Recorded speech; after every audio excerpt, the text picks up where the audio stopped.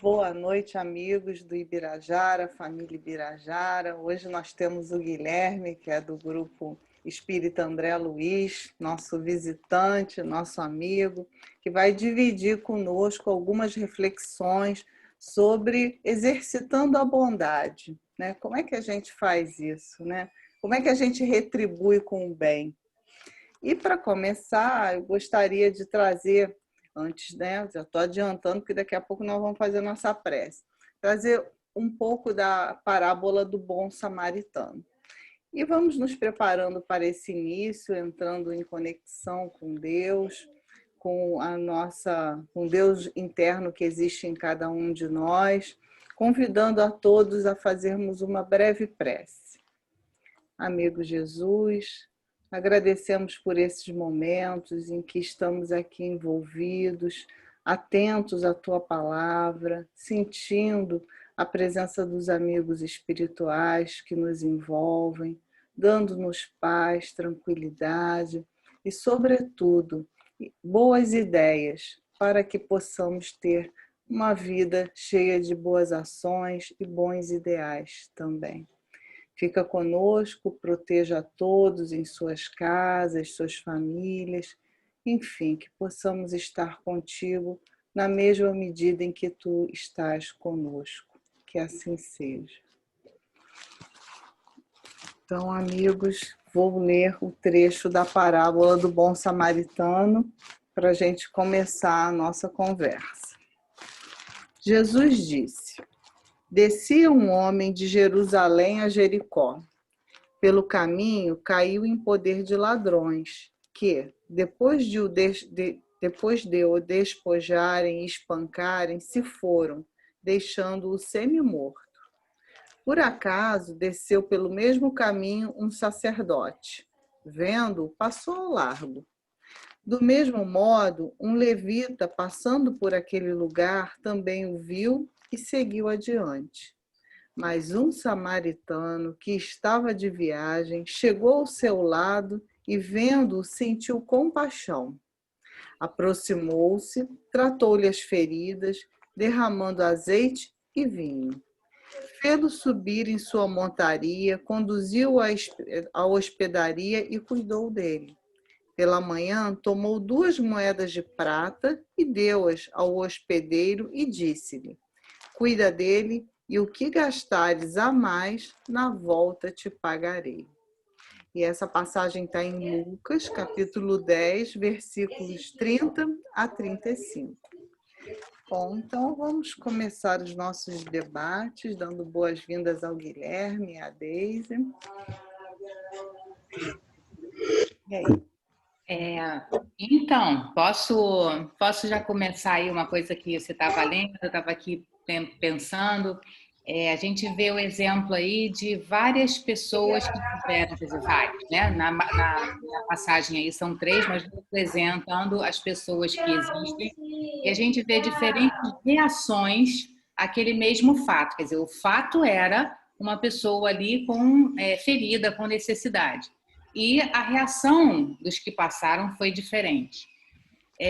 Queria perguntar para vocês, isso significa alguma coisa entranhada em nós? Ou seja, as pessoas são boas ou más?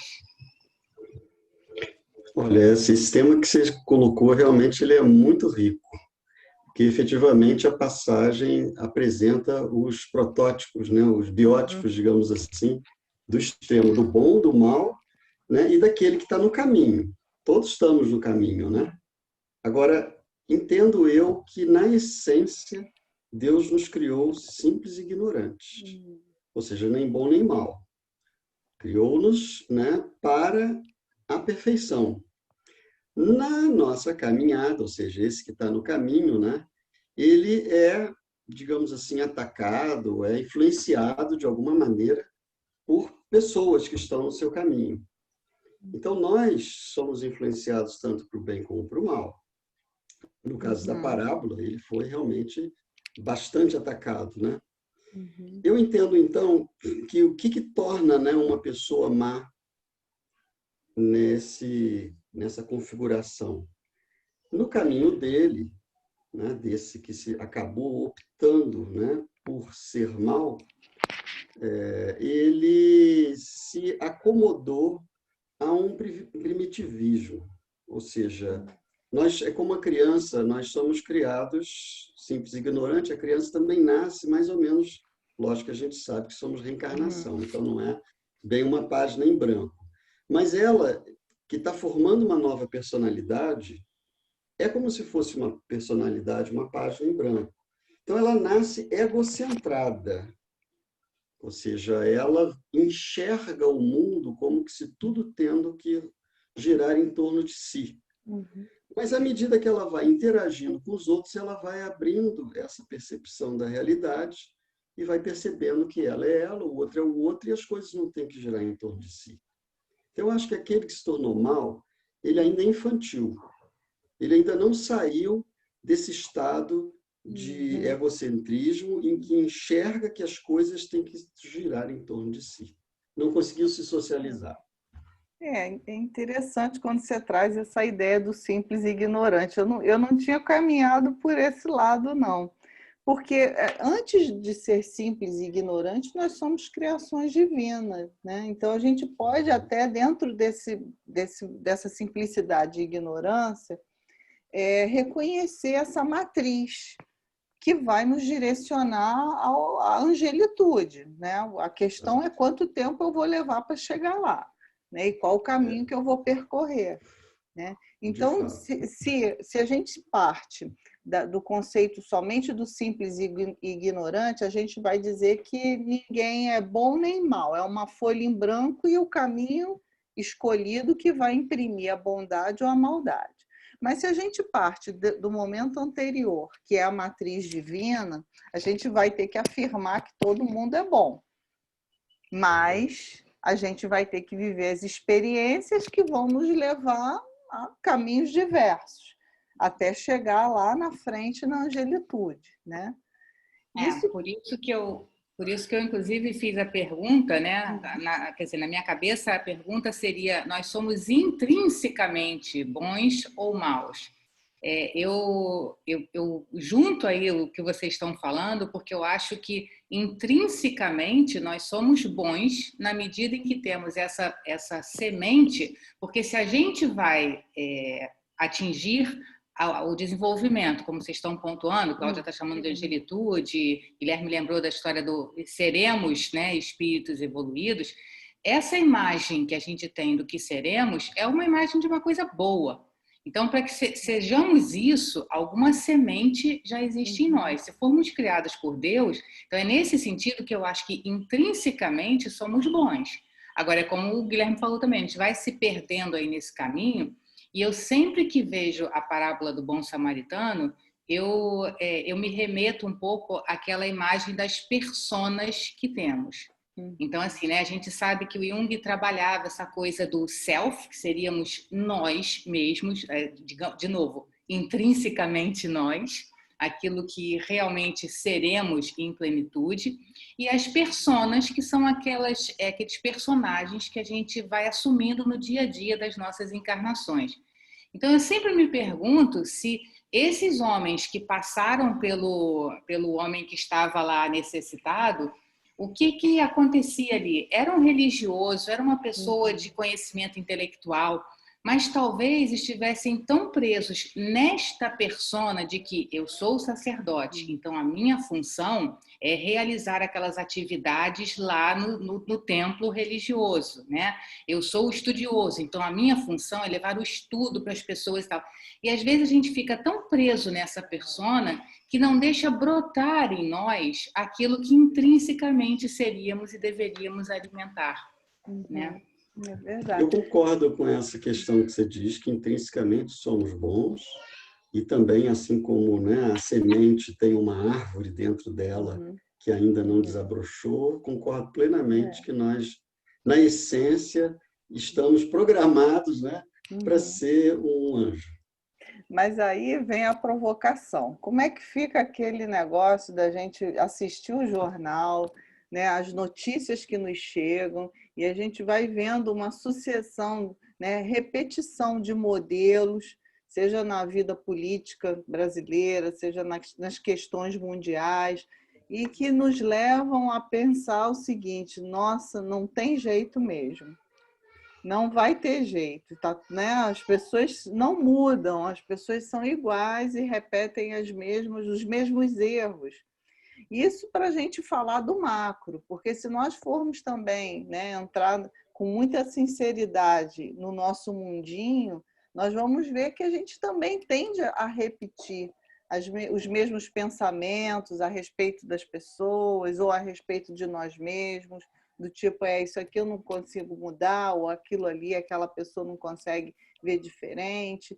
Então, é meio que a gente também tem uma resistência a olhar o outro de forma diferente no jeito positivo de ser. Ou seja, a gente assim também confirma, né, a falsa ideia de que nós temos uma natureza má. Porque, aliás, Freud falava isso, né? Que a natureza era má, que a gente até poderia mudar, né? Mas ele dizia isso em alguns trechos dos escritos dele lá do começo da sua trajetória. Então, como é que fica na prática essa coisa da gente mudar esse olhar a partir dessa concepção que a gente, dessa ideia que a gente trouxe aqui anteriormente? Eu diria que, por exemplo, dentro ainda dessa linha de que fomos criados simples e ignorantes, mas na essência nós fomos criados por um determinismo do bem, né, como vocês bem colocaram, eu acho que não fomos criados egoístas, mas muitos daqueles que evoluímos acabamos nos tornando egoístas. Nós fomos criados, na fase inicial infantil, nós somos egocêntricos por uma questão de percepção. Então, a gente acha que o mundo tem que girar em torno de nós. Agora, quando a gente insiste que as coisas têm que girar em torno de nós e ser do nosso jeito, a gente permanece num estado infantil por vontade própria. Então, nesse sentido é que eu acho que a gente se torna egoísta. E o mundo que nós vivemos hoje, para entrar nesse ponto que você falou, é predominantemente de espíritos ainda infantis nesse estado de consciência que nós ainda vamos ter que alcançar. Então, o mundo é de prova e expiação, mas o espírito, se quisesse, ele poderia seguir uma linha reta, segundo Emmanuel, como Jesus, né, evoluiu, mas nós somos aqueles alunos repetentes que estamos aqui nos atrapalhando. Então, predominantemente, a gente olha ao redor, o que a gente vê? Alguns que já acordaram, que já perceberam que, na sua essência, somos bons, que temos uma programação do bem para sermos felizes, e uma boa parte que ainda não percebeu isso, e ainda age de forma imatura. Eu acho que esse panorama que a Cláudia está colocando aí, de que a gente aí olha para o outro, né, nesse sentido, então se o outro é egoísta, então eu vou ser egoísta também, porque não tem jeito e tal. Isso para mim tem um nome. Isso para mim é preguiça, né? É a conveniência da preguiça. Porque se eu tenho este discurso de que o outro, o mundo inteiro, a sociedade toda é egoísta, é ruim, é isso, é aquilo, então não adianta eu fazer nada diferente. O que eu estou falando com isso? Que não adianta eu me esforçar, então é melhor eu ficar aqui na minha posição tranquila, serena, com todos os meus prazeres, porque o mundo é assim mesmo, né? E assim, então para mim isso é a preguiça de abraçar a ideia de que a gente tem que fazer o que nos cabe, independente do que seja a sociedade, do que seja o outro.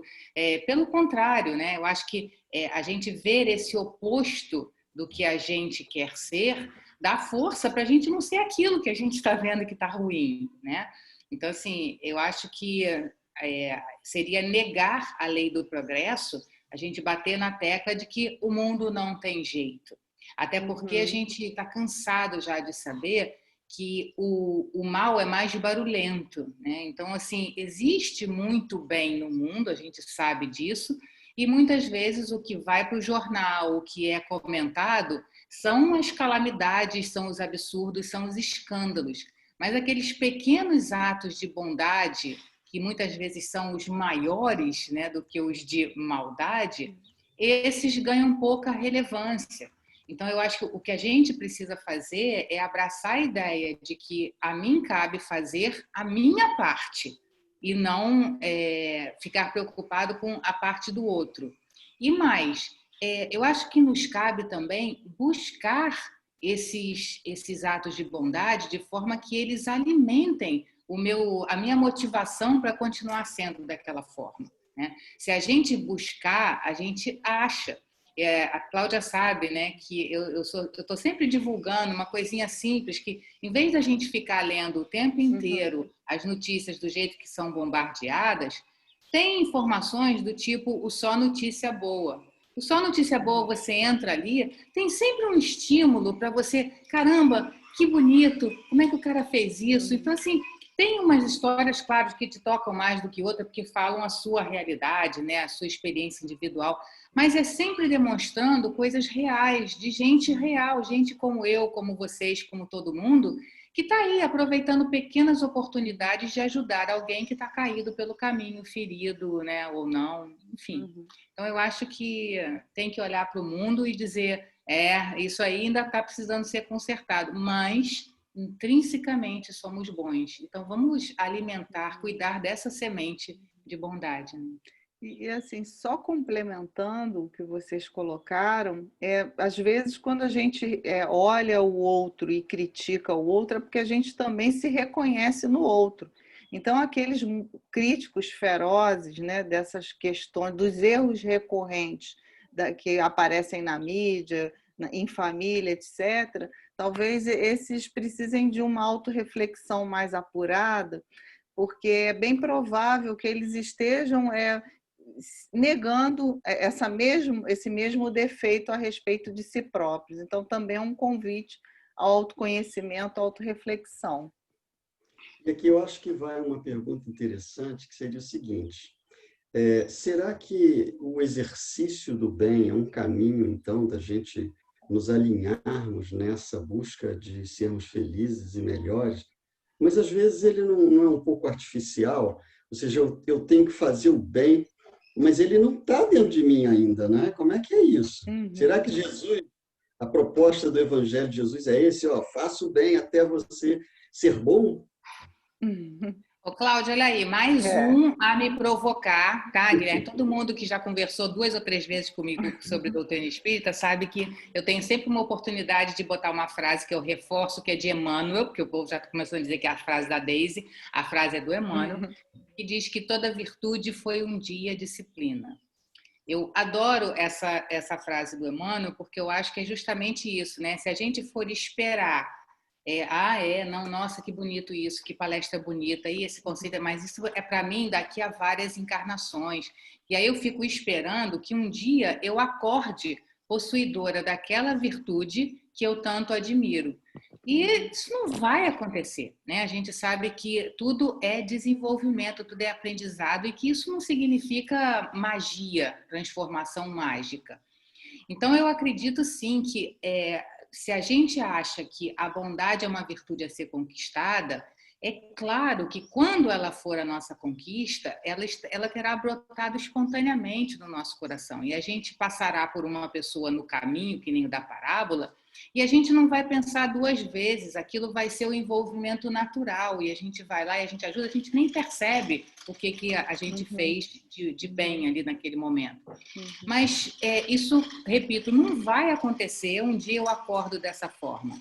Nesse meio do caminho tem o exercício de eu entender, sim, intelectualmente, que aquela pessoa precisa e merece ajuda. Então, eu chego lá e eu ajudo. E é claro que eu não vou também só chegar lá e ajudar, eu vou desenvolvendo isso no sentido de não vim aqui porque esse é o correto para fazer, então eu vou fazer e tal. Não, é claro que é eu me abrir e me deixar envolver por aquele momento em que, intelectualmente, eu decidi que eu quero ajudar.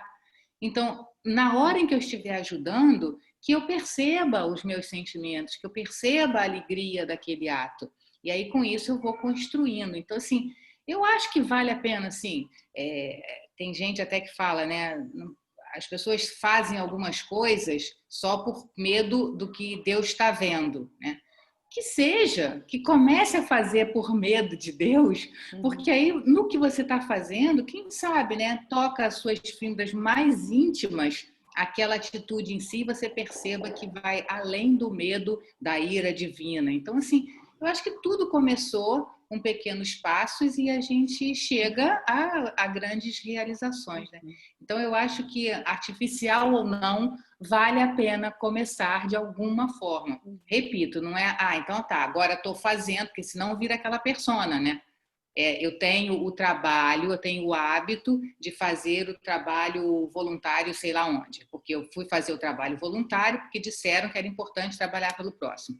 E aí eu passo semanalmente a cumprir aquela rotina de ir lá sem me deixar envolver emocionalmente com aquela atividade. Não é disso que estamos falando. Mas assim, se também eu ficar esperando, vou ver quando é que eu vou ter vontade de fazer um trabalho voluntário. Meu Deus, vão ser várias encarnações e a gente, né, como é que vai surgir isso? Então, eu acho que vale a pena, sim, exercitar. Toda virtude foi um dia de disciplina. Eu, em complemento, penso sobre a bondade da mesma maneira que eu assim penso sobre a felicidade, né? A bondade, ela é um resultado de alguma coisa. A bondade não é algo que eu vou construir, eu vou ser bom. Eu não consigo ver assim. Eu acho que a bondade é algo que vai surgir quando nós sentirmos compaixão, né? E é exatamente o que está aqui na parábola, né? O samaritano que estava de viagem chegou ao lado, né, do homem ferido e vendo-o sentiu compaixão. Então, primeiro eu tenho que trabalhar esse sentimento, essa emoção, a compaixão, me colocar no lugar do outro. Porque é surpreendente, mas a gente, né, lê nos casos de Bezerra de Menezes e Chico Xavier que eles nunca se reconheceram, né, pela fala deles, como sendo bons ou humildes. Todo o trabalho, né, desses espíritos superiores, né, que estiveram conosco foi um trabalho de amor ao próximo, de dedicação ao próximo, ponto, como se fosse muito, muito natural. Da mesma maneira que nós reivindicamos para nós atenções, né, esse nosso lado infantil egoísta que o Guilherme trouxe para a gente, e a gente reivindica atenções, privilégios, concessões, lugares, espaços, poder, com tanta naturalidade, achando que não, eu tenho esse direito, né? Esses espíritos, eles se doavam com a mesma naturalidade, porque estavam, com certeza, estão numa outra faixa, né, de nível de consciência. Então, a bondade, ela necessita, antes dela acontecer como resultado, que é desse exercício da compaixão, de se colocar no lugar do outro. E aí vem também a armadilha que a Deise colocou, né, da persona, porque se nós começarmos a treinar isso, eu vou aparentar me colocar no lugar do outro, porque estou pretendendo ter bônus horas, né, lá no nosso lar, na colônia que eu vou, né, no meu lugar, no nosso lar, na minha casa, no nosso lar, ou porque eu pretendo fazer parte da minha Grace e ser bem vista, né, no meu meio, enfim, até num interesse não direto, mas isso acontece conosco até mesmo de forma inconsciente, da necessidade de agradar, de fazer parte de um grupo, de se sentir querido, de se sentir importante. Então, são muitos os motivos que as nossas carências nos levam a tentar estar nessa posição de bons, sem sermos necessariamente bons. E é aí que a gente tem que pensar, vou parar tudo para me tornar bom ou eu vou continuar até me tornar de fato bom? E aí, se a gente não tiver a compaixão dentro do nosso raio de visão, vai ser exercício de persona, vai ser armadilha, vamos desencarnar e vamos ver que o nosso perispírito está cinza, aí o perispírito do outro nosso colega que assistiu lá os nossos, né, nossos estudos, tá aquela As lives coisa que a gente linda, fez, né? as gravações. Aquela coisa luminosa e a gente está lá, aquela coisinha cinza, vergonhosa, Não, claro, empobrecida. Cláudia. Mas, Cláudia, vamos combinar que quem fica aqui assistindo a gente, aturando, merece um bônus horas extra aturar a gente aqui Também assim. é verdade, também é Mas, verdade. assim, eu acho que você, nesse sentido, você tocou num outro ponto que, para mim, também vai precisar desse exercício, dessa disciplina aí, é quando você diz da compaixão. É muito complicado, né? Assim, a gente sempre fala se colocar no lugar do outro e esquece que é se colocar no lugar do outro com a característica da vida do outro. É aquilo que, né? Eu sempre comento, já comentei a história de que eu prefiro a expressão em inglês porque tem a ver com se colocar no sapato do outro. Porque a gente fazer a caminhada, ver a caminhada do outro e dizer que ele estou me colocando no lugar dele porque eu estou me imaginando fazendo aquela caminhada, eu estou indo com o que eu tenho de recursos, com o que eu tenho de conhecimento e bagagem anterior. E não é isso, né? A compaixão é você conseguir se colocar no lugar do outro com as características, as necessidades e os recursos que ele tem e teve ao longo dessa caminhada. Então, é diferente, porque aí a gente julga que o outro deveria, então, fazer isso ou aquilo, porque nós, naquela condição, seríamos capazes de fazer. Isso não é compaixão. Ainda na semana passada, eu vivenciei uma coisa interessante, que foi passando... fui ao banco, né? E aí tinha uma daquelas pessoas vendendo bananada na porta do banco. Era um rapaz, assim, novo até, e ele estava pedindo para comprar bananada e tal. A senhora que passou do meu lado, ela foi caminhando assim perto de mim, e ela foi resmungando o tempo inteiro, dizendo: vagabundo, tá vendo? Em vez de procurar um trabalho, em vez de trabalhar, fica aqui pedindo ajuda e tal. E aí eu fiquei pensando, todos nós que já trabalhamos em algum momento com população de rua, a gente sabe que não é isso que ele não estava ali simplesmente porque ele não queria ter um outro emprego. E eu achei até bastante curioso, porque ele nem estava pedindo, né, assim, só por si só. Ele estava ali tentando vender uma bananada, o que talvez já fosse, né, a possibilidade de emprego ali, de trabalho que ele tinha naquele momento. Mas, assim, então, talvez eu consiga ver a diferença ali de visão entre a senhora e o menino, porque talvez eu já tenha tido contato com algumas dessas pessoas de população de rua e sei que a coisa é assim. Ela talvez não tenha tido essa vivência ainda. Então, a visão dela é estreita, mas, quer dizer, na cabeça dela, talvez, ela tenha compaixão, sim, porque ela tem compaixão lá pela outra pessoa, que ela conhece a história, que ela, né? Então, assim, de novo, essa história da gente abrir a nossa mente para desenvolver essa compaixão é complexo, porque é uma disciplina também, né? Eu acho, só pontuando o que você falou, Deise, eu acho que essa compaixão de se colocar nos sapatos do outro, a gente nunca vai conseguir saber o que o outro traz, por mais que a gente tente se colocar nos sapatos dele. E para mim fica mais fácil de visualizar essa mesma coisa que você falou, desde que a gente exercite a compaixão sem julgamento.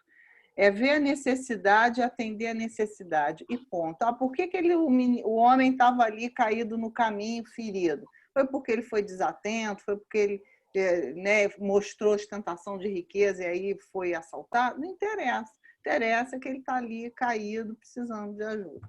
Então, a gente julga automaticamente. A Joana tem a frase que ela reforça, né, nesse livro Liberta-te do Mal. Ela tem uma frase que ela diz, né? A caridade, quando é muito discutida, o socorro chega sempre atrasado. Né? Então, ou seja, se a gente também começar a discutir muito se eu devo ajudar dessa forma, se eu devo ajudar de outra forma e tal, o socorro vai chegar atrasado. Né? Então, socorre primeiro, né? Aliás, a frase é essa, né? Ajuda primeiro e pergunta depois, investiga numa outra oportunidade. Ou seja, coloquemos em termos de bondade ou de compaixão, como é que a gente vai conquistar essas virtudes para poder a gente ser bom? Uma coisa é fato, a gente sabe que aqueles espíritos já elevados, já temos essa noção, eles são bons e são felizes sendo bons. Aí eu me lembrei de uma música que certamente aqueles que trabalham na evangelização conhecem, da tia Vilma, né? Fazer o bem é bom, quanta alegria nos traz. Quem faz o bem é feliz, quem faz o bem vive em paz. Então, eu acho que a gente alcançar esse estado dos espíritos bons, que fazem o bem espontaneamente, né? Como você falou, né, Deise? E são felizes por isso, é um estado de consciência que tem a ver com a nossa reintegração com Deus, né? A palavra religião é essa religação, né? O objetivo essencial de qualquer religião, seja ela, né, de uma linha ou de outra, é a gente fazer essa reconexão. Então, se nós pudermos ajustar a nossa vontade com a vontade do Criador, a gente vai chegar aonde Ele quer que a gente chegue, porque Ele nos criou para isso. Então, pega exatamente o ponto que a Cláudia falou, nós fomos criados essencialmente bons, mas não fomos criados prontos. Quem vai ter que fazer esse caminho somos nós.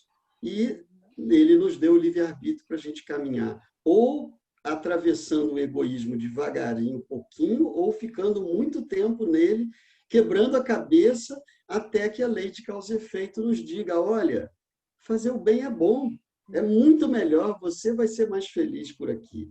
Então, sem dúvida nenhuma, para que a gente chegue a esse estado de consciência, é preciso que a gente primeiro racionalmente compreenda que o bem é bom. Mas o bom do bem é uma questão emocional. Então, são dois lados do nosso ser, que é o racional que indica que o bem é bom, e o emocional que diz que, olha, só é bom se eu tiver prazer, se eu estiver me sentindo bem fazendo. Então, como é que é? Eu tenho que me impor essa atitude que ainda não é espontânea em mim? É como você falou, né, Deise? Eu acho que realmente, antes de ser virtude, ela foi disciplina. Por quê? Porque racionalmente a gente caiu em si como filho pródigo e percebeu que esse caminho que a gente seguiu do egoísmo não é bom. Então, a gente vai, aos poucos, somos, né, espíritos falidos mesmo. Eu acho que nós estamos aqui numa jornada de um conjunto de espíritos onde predominantemente são aqueles que escolheram o egoísmo como caminho, e a gente está descobrindo que o caminho do egoísmo ele é muito ruim, porque tem muito sofrimento e é melhor fazer o bem. Bom, então eu tenho outra perguntinha agora para a gente.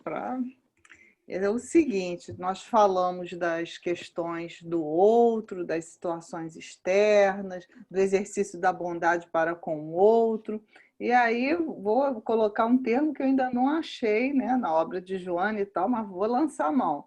E a autobondade, ou seja, a bondade consigo mesmo. Como é que a gente faz para exercitar, né? Porque tem muitas pessoas, e nós também somos muito assim, né?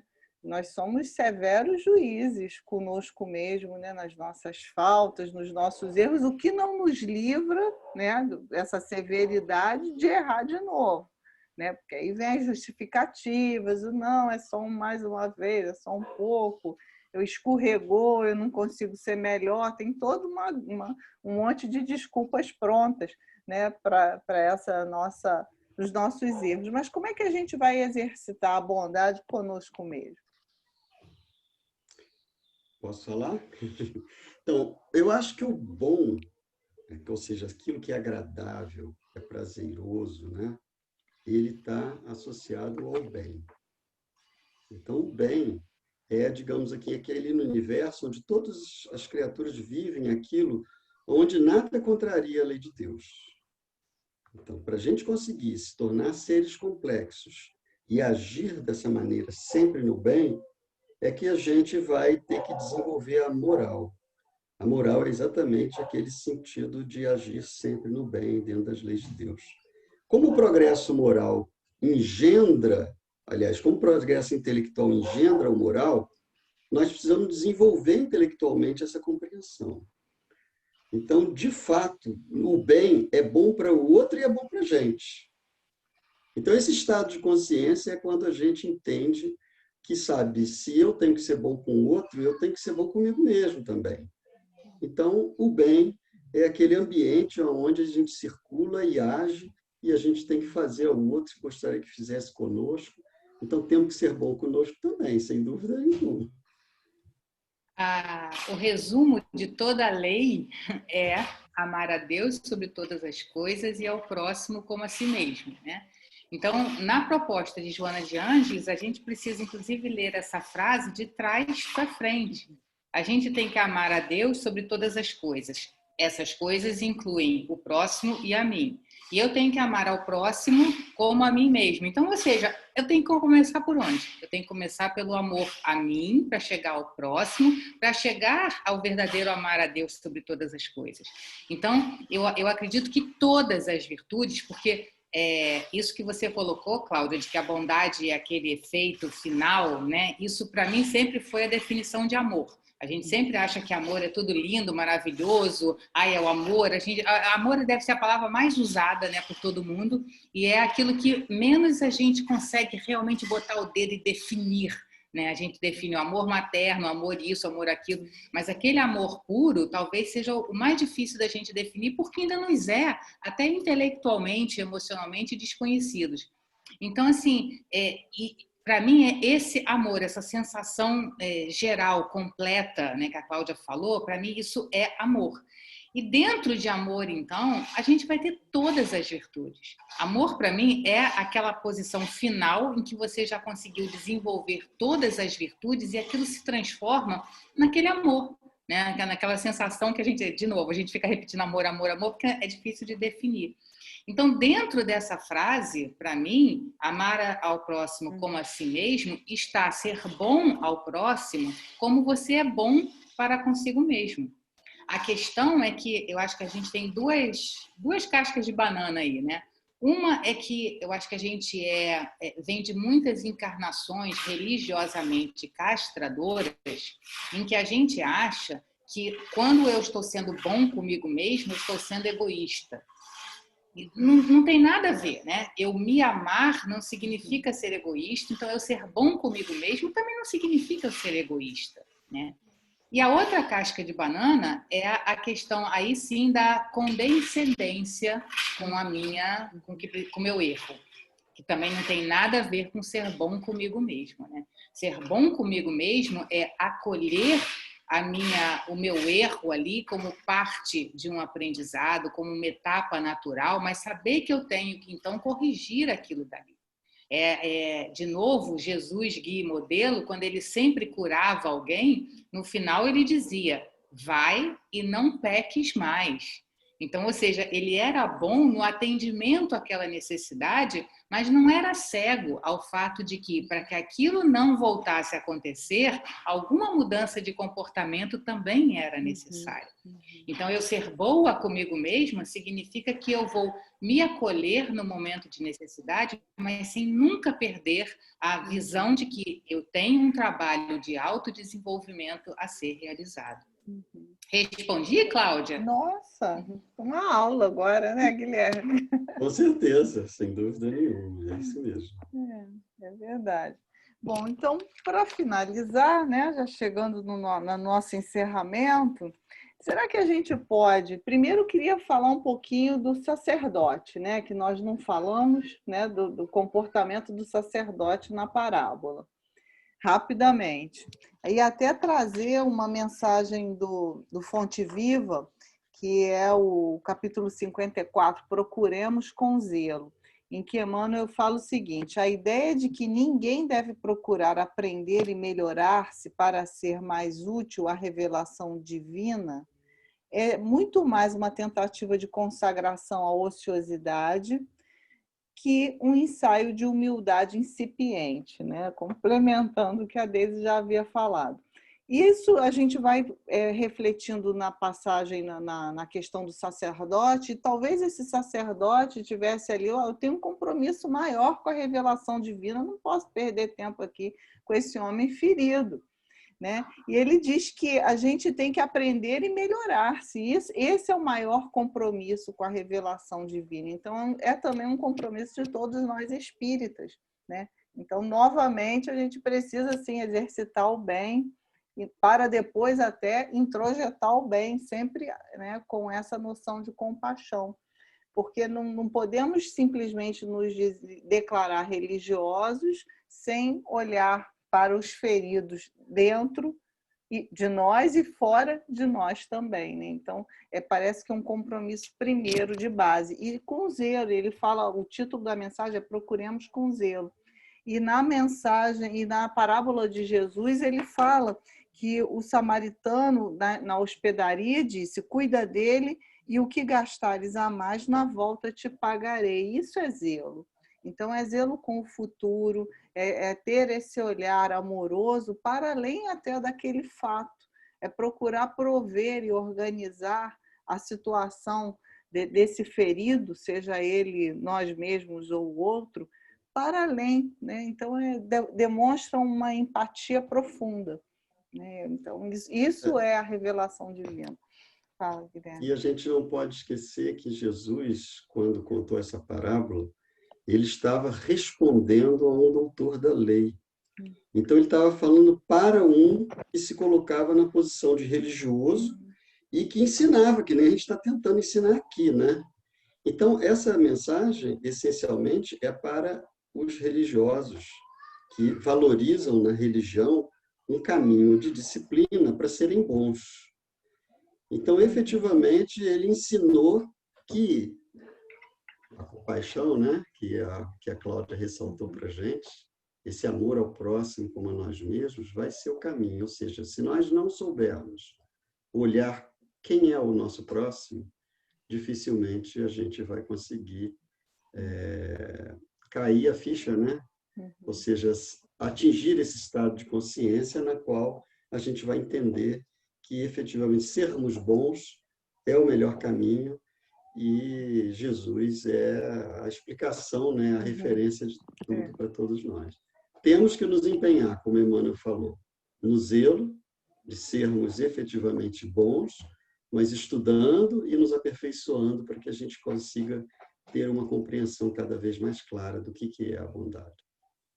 Essa coisa que você está lembrando, né, Cláudia, da persona religiosa, quando a gente traz isso para nós espíritas, eu acho que o alerta é sempre a gente não permanecer na mesma postura, só que agora com os acessórios diferentes. Ou seja, a gente tinha sempre essa persona do religioso em que a atividade maior era o dia a dia ali da religião, né, da prática do culto religioso. E aí a gente agora só faz a mesma coisa, só que com os conceitos espíritas. Então, aquele cuidado de que a gente não passe olhando para o outro e diga assim, olha lá, tá vendo? Está passando por aquilo tudo porque foi um espírito de muitas dívidas do passado. Então, ou seja, é de novo a gente usando o conceito que a gente aprende com o espiritismo para o julgamento ou para a isenção, que eu acho que é o mais grave, né? Porque julgar a gente ainda é aquele movimento interno, mas que pelo menos a gente controle esse julgamento e faça o que é correto. Porque quando a gente faz esse julgamento e para nessa persona, a gente está se isentando do agir no bem. Então, é o que a gente estava falando, né? Mesmo que a gente ainda julgue, mesmo que ainda passe aquele... Vai lá e faz de qualquer forma, meu filho, porque é a prática do bem. Não só... que mesmo que o bem ainda não seja espontâneo na gente, o que a gente tem que lembrar é que aquilo vai ter uma ação positiva na vida de alguém. Mesmo que eu faça aquele bem ainda imposto a mim mesmo, de qualquer forma tem um resultado positivo. Até do mal, Deus tira o bem, não é isso? Então, assim, vai ter aquela ação positiva. Então, vamos lá e vamos fazer. E até que ponto a gente deixa... Não, olha, às vezes tem pessoas que se envolvem tremendamente num centro espírita, por exemplo. São trabalhadores ativos todo dia, toda semana, toda hora, tá lá dentro do centro e tal. Mas, assim, tá fazendo isso dentro dessa persona do religioso que acha que trabalhar lá dentro do centro espírita é mais importante, porque está contando horas de trabalho espírita, do que aquele trabalho no bem que o espiritismo ajudou ele a crescer dentro de si em benefício do outro. Então, tem gente que está menos dentro do centro espírita, mas talvez esteja agindo mais no bem do que aquele que está passando mais horas lá dentro. Não é que o cara que passa horas lá dentro está perdido e está errado, não é isso. O que eu estou dizendo é que a gente tem que passar sempre esse critério de autoavaliação de por que eu estou investindo o meu tempo e a minha energia nesta atividade. Muito bom mesmo. Isso mesmo. E se nós nos imaginarmos, cada um de nós, como o homem ferido? Aquele que está lá no caminho, aquele que foi assaltado, todas as suas esperanças foram levadas, que tu não, né, o seu amor está ferido, a sua honra, a sua autoestima foi violada. E aí, qual é a solução para esse homem ferido, que somos, com certeza, cada um de nós, em muitos e muitos momentos da nossa caminhada? O que a gente tem a tem? impressão, Cláudia, que a vida nos coloca, ora, na posição do fariseu, né, que passou ali batido sem dar atenção, ora na posição do ferido, né? A gente pode até ter sido o ladrão que roubou também, mas lá atrás, eu acho que no estágio que a gente ou é o fariseu que passa sem dar atenção, ou é o ferido, ou quem sabe a gente já está tentando ser o samaritano. Mas a vida nos coloca na posição realmente do ferido, porque é quando nós precisamos experimentar a posição daquele que precisa de ajuda, que precisa de carinho. Então, embora a dor seja para nós algo desagradável a princípio, que a gente tenta fugir dessa situação, ela é muito útil e necessária, porque só ela é capaz de desenvolver em nós essa compaixão que você destacou como tão relevante para a gente ser capaz de sentir o outro.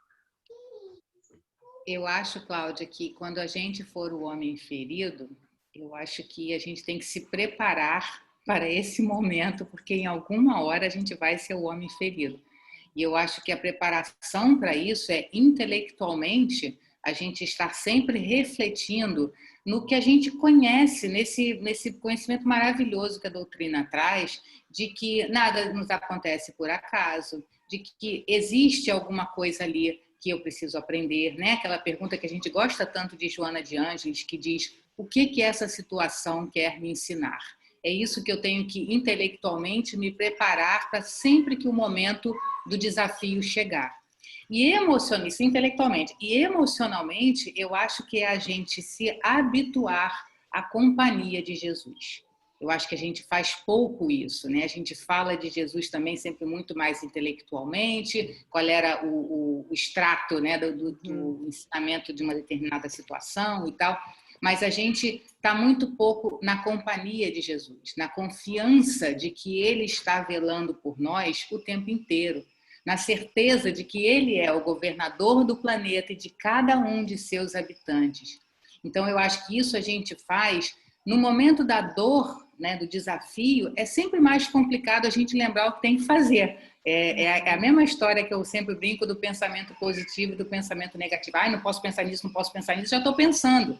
Eu tenho que ter no bolso um pensamento positivo, que é para quando o negativo aparecer, eu já puxar o positivo para colocar dentro. Se eu for tentar lembrar de algum positivo naquela hora, eu estou no desespero, vai ser muito mais espontâneo, né? Aí, nessa hora tem que estar alguma coisa ali já mais decoradinha que eu puxo para mim naquele momento. Então, eu tenho que me habituar à companhia de Jesus quando eu estou na serenidade, na alegria. Então, quando a gente diz que tem que louvar a Deus, né, que aí eu estou fazendo associação com Jesus, porque a gente sempre... É mais fácil a gente se apegar a Jesus do que talvez Deus no primeiro momento, que é um conceito mais abstrato, né? Enfim, quando a gente diz que tem que louvar a Deus, é porque não é só na hora de pedir que a gente vai da necessidade. Isso não é só porque Deus está esperando que a gente agradeça. É porque isso causa em nós esse condicionamento de ligação que facilita a que a gente perceba aquela presença também no nosso momento de desafio.